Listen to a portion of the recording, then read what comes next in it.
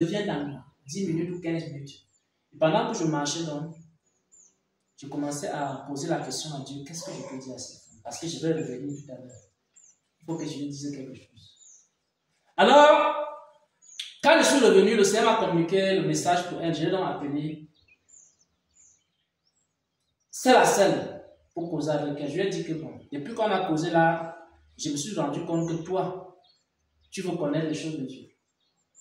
Et je lui ai donc donné un enseignement que le Seigneur m'a transmis pour elle. Je lui disais ceci. Lorsque il y a une doctrine qui sort, est-ce que la femme doit porter le pantalon ou la femme ne doit pas porter le pantalon? Certains prédicateurs disent oui et d'autres disent non. Et celui qui dit oui a des versets bibliques, celui qui dit non a aussi des versets bibliques.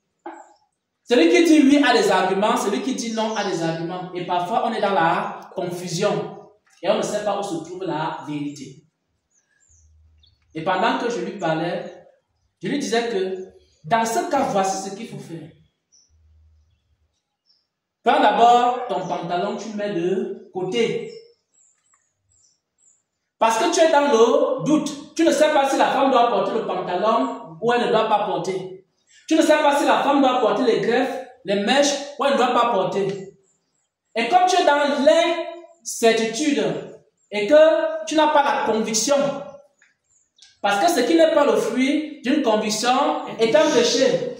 Alors, prends d'abord tes mèches, prends d'abord le pantalon et tu mets le pantalon de côté. Et maintenant, tu cherches la face de Dieu.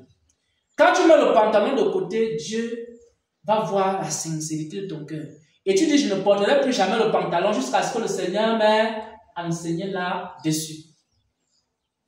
Et pendant que je causais avec elle, il y a quelque chose qui s'est passé.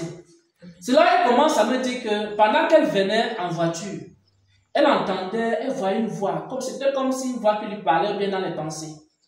Elle voyait des femmes. Et quand elle voit une femme, elle est en pantalon. Elle voit les formes de la femme. Elle commence à se dire, est-ce que ce n'est pas la raison pour laquelle il y a certains prédicateurs qui disent que la femme ne doit pas porter le pantalon?